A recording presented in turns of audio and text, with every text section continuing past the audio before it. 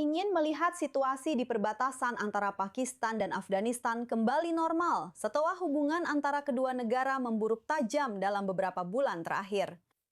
Ini bukan pertama kalinya Rusia menawarkan diri untuk menjadi mediator antara keduanya, karena ketidakstabilan di sepanjang perbatasan dapat mengancam koridor ekonomi utama. Rusia tetap menjadi satu-satunya negara yang secara resmi mengakui pemerintahan Taliban di Afghanistan. Dan bergabung bersama kami untuk membahas hal ini adalah koresponden senior kami, Owen Altman. Owen, kepentingan apa dan pengaruh apa yang sebenarnya dimiliki Moskow di sini? Menarik, Bianca, ada beberapa peristiwa berbeda yang terjadi secara bersamaan. Dan ini hanyalah bagian dari gambaran yang lebih besar. Pada saat yang sama ketika ini terjadi, di sebuah konferensi di Rusia, pejabat Rusia menandatangani fakta pertahanan dengan Taliban. Rusia adalah satu-satunya pemerintah di dunia. Pemerintah Rusia adalah satu-satunya pemerintah di dunia yang mengakui Taliban sebagai pemerintah Afghanistan dan menandatangani fakta pertahanan sebagai bagian dari aliansi militer. Dan beberapa media Eropa, Bianca, bahkan bertanya-tanya, apakah dengan cara yang sama seperti kita melihat tentara Korea Utara bertempur bersama Rusia dalam perang di Ukraina, mungkinkah kita akan melihat pejuang Taliban bertempur bersama Rusia dalam perang di Ukraina? Dan apakah itu motivasi Rusia untuk memiliki fakta pertahanan dengan Taliban? Tapi ada motivasi lain yang mungkin berkaitan dengan hal ini. Rusia selalu memandang Afghanistan sebagai bagian dari kawasan pengaruh dekatnya yang lebih luas. Bisa dibilang begitu, bukan? Berbatasan dengan Asia Tengah, yang kemudian berbatasan dengan Rusia, kembali ke tahun 1979 dan invasi Soviet, lalu perang yang berlangsung sepanjang tahun 1980-an. Jadi ini juga bisa menjadi upaya Rusia untuk mencoba mencegah sejak dini keberadaan ISIS di Afghanistan, mencari cara untuk mengendalikannya agar tidak meluas ke Asia Tengah. Seperti yang dikatakan pejabat Rusia bahwa mereka khawatir hal itu akan terjadi dan kemudian masuk ke wilayah Rusia sendiri. Jadi, Rusia mungkin ingin membantu Taliban menguasai wilayah mereka sendiri dan terutama menguasai bagian utara wilayah tersebut yang paling dekat dengan Asia Tengah dan di mana terdapat keberadaan ISIS. Dan untuk melakukan itu, apa yang mungkin bisa membantu Rusia? Jika tidak ada perang antara Pakistan dan Taliban, jika perbatasan itu tetap tenang, Taliban bisa menggunakan sumber daya yang mereka dapatkan dari Rusia dengan lebih baik di utara, yang akan membantu Rusia dan kepentingan mereka di apa yang mereka anggap sebagai kawasan pengaruh dekat mereka yang lebih luas. Bagaimanapun juga, perang antara Pakistan dan Taliban tidak terburu-buru untuk segera berakhir. Kedua pihak bertemu di Urumqi, Xinjiang, Tiongkok bulan lalu untuk melakukan pembicaraan. Tiongkok telah aktif dalam memediasi konflik ini, namun belum mencapai kesepakatan. Pada dasarnya, Bianca, pihak Pakistan menuduh Taliban bekerja sama dengan India. Bekerja sama dengan India untuk melakukan apa? Taliban mendukung kelompok militan Islamis di Pakistan. TTP adalah kelompok utama yang melakukan serangan teroris di dalam Pakistan. Pihak Pakistan mengatakan bahwa Taliban berada di balik semua itu. Taliban mengatakan bahwa mereka tidak terlibat. Dan bagaimanapun juga, mereka tidak bisa mengendalikan TTP.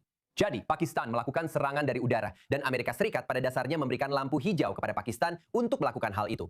Rusia ingin mencoba turun tangan, meredam konflik di selatan, dan membuat Taliban mengalihkan perhatiannya ke utara yang akan membantu melindungi tanah air Rusia.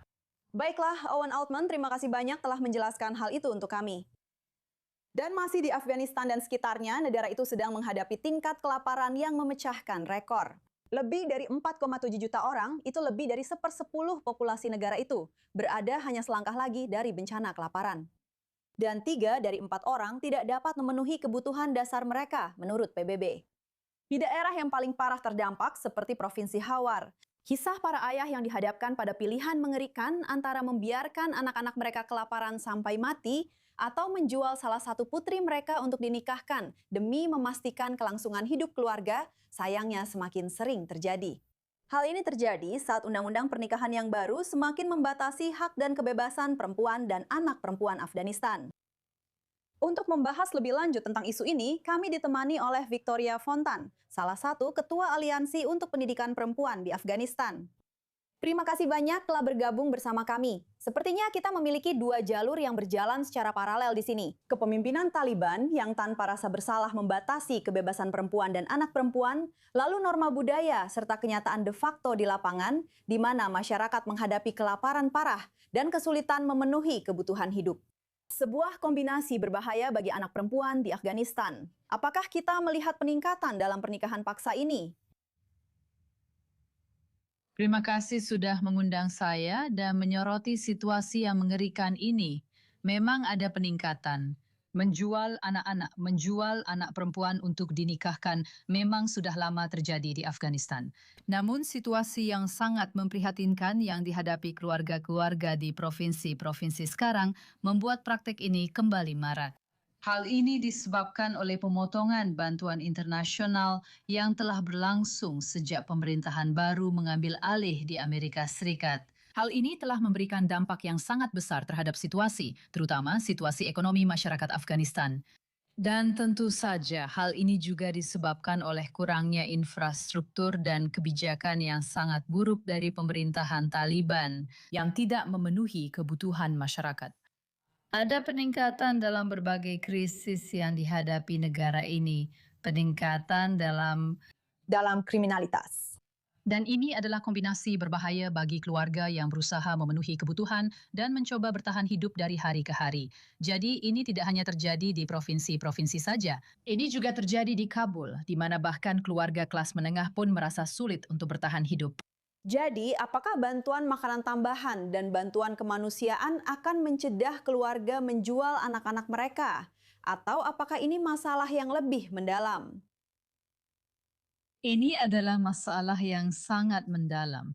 Tentu saja ini disebabkan oleh kurangnya pemahaman ekonomi dari otoritas de facto Taliban. Negara mereka gagal di setiap tingkat.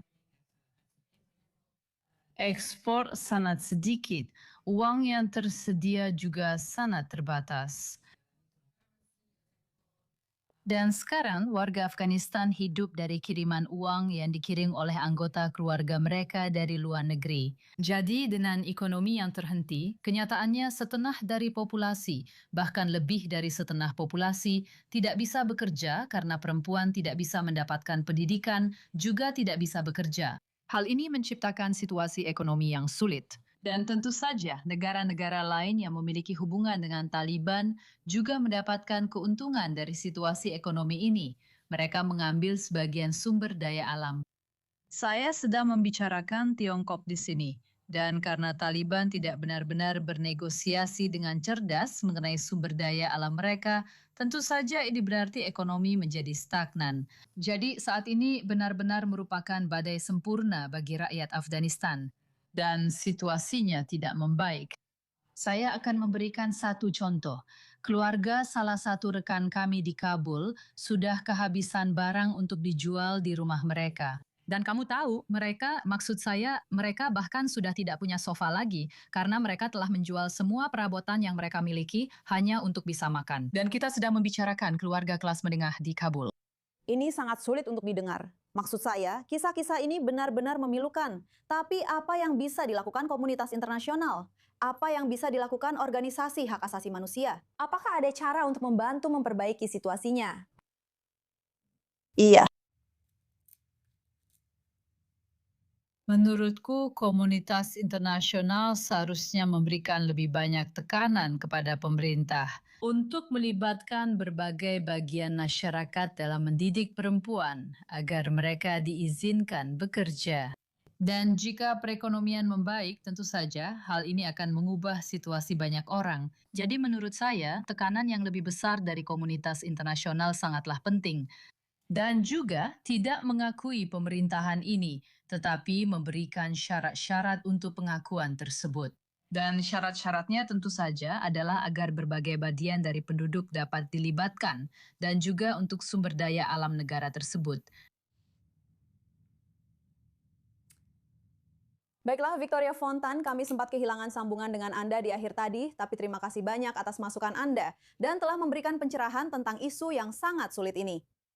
Selanjutnya, Presiden Rusia Vladimir Putin berada di Astana hari ini untuk melakukan pembicaraan dengan Presiden Kazakhstan Tokayev dengan pesawat jet bahkan membentuk bendera Rusia di langit selama upacara penyambutan. Namun berita utama yang lebih besar di sini adalah energi. Rusia dan Kazakhstan menandatangani perjanjian untuk membangun pembangkit listrik tenaga nuklir pertama di Kazakhstan. Proyek ini diperkirakan akan menelan biaya sekitar 15 miliar dolar, dengan Rusia dikabarkan membiayai sekitar 85% melalui kredit ekspor.